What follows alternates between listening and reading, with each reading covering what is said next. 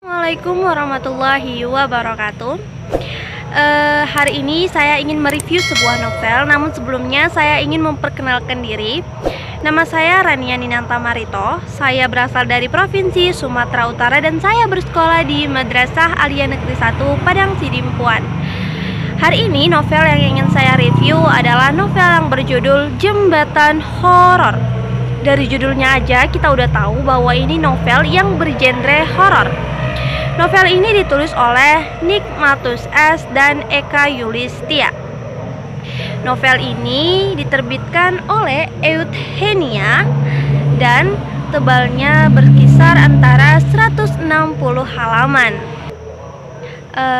Novel ini adalah novel yang menceritakan tentang seorang wanita bernama Anita yang diperkosa dan dibunuh sehingga dibuang ke jembatan, sehingga orang-orang menamainya Jembatan Anita dikarenakan siapa saja lelaki yang melewati jembatan Anita dan melihat seorang wanita cantik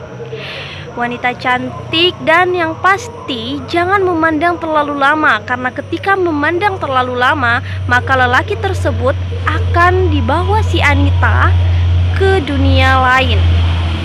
Nah, ada seorang kakak adik bernama Alfi dan juga adiknya Fatir yang berusia 16 tahun, di mana mereka sempat mengalami pertengkaran dikarenakan Fatir telat pulang. Nah, karena pertengkaran ini akhirnya Fatir yang belum bisa mengendarai mobil dengan mahir membawa mobil. Nah, dia melewati jembatan Anita dan melihat sesosok gadis cantik. Akhirnya Fatir pun menawarkan tumpangan.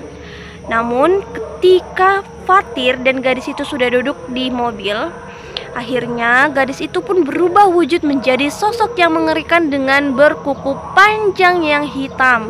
Akhirnya hantu gadis tersebut pun menunjukkan sosok aslinya. Tokoh yang paling saya suka dari novel ini adalah Alfi, dikarenakan ketika adiknya hilang dibawa oleh hantu tadi ke dunia gaib, Alfi itu terus berusaha untuk mencari adiknya dengan sekuat tenaga. Bahkan dia itu sempat mengabaikan kuliahnya untuk mencari adiknya tersebut. Nah, pesan moral dari cerita ini tuh sebenarnya ada banyak, ada beberapa ya. Tapi yang paling saya suka pesan moral dari cerita ini, nanti di akhir-akhir cerita ini kita bakal diajarin supaya kita itu nggak percaya sama roh gentayangan. Karena masyarakat berpendapat nih bahwa Anita mengambil laki-laki untuk dijadikan dibawa ke dunia lain dikarenakan Anita dendam sama laki-laki yang sudah membunuh dan memperkosa dia.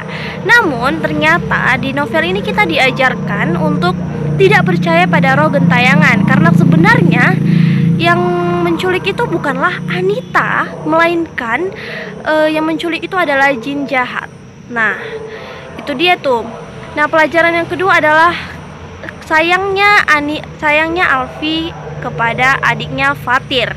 Nah, rasa sayangnya ini tuh patut untuk kita contoh dikarenakan Alfi itu merupakan kakaknya Fatir yang sangat peduli terhadap Fatir.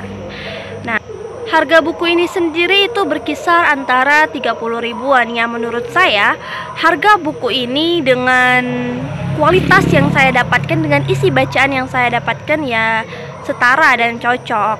Namun menurut saya karena kualitasnya itu lebih bagus ya dibandingkan dengan harganya. Jadi menurut saya harganya sih ya sedikit kurang mahal.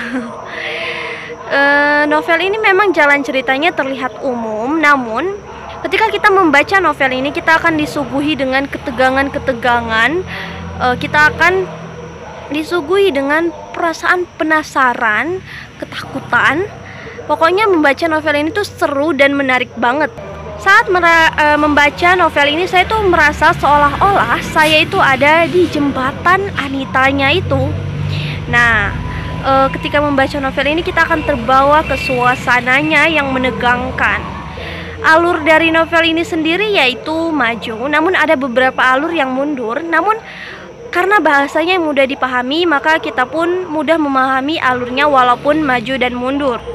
Kalimat yang paling saya suka dari novel ini yaitu tadi, kita jangan percaya sama roh yang gentayangan, karena sebenarnya hantu-hantu itu sebenarnya adalah jin yang menyamar menjadi roh yang gentayangan. Kita tuh harus percaya sama Allah.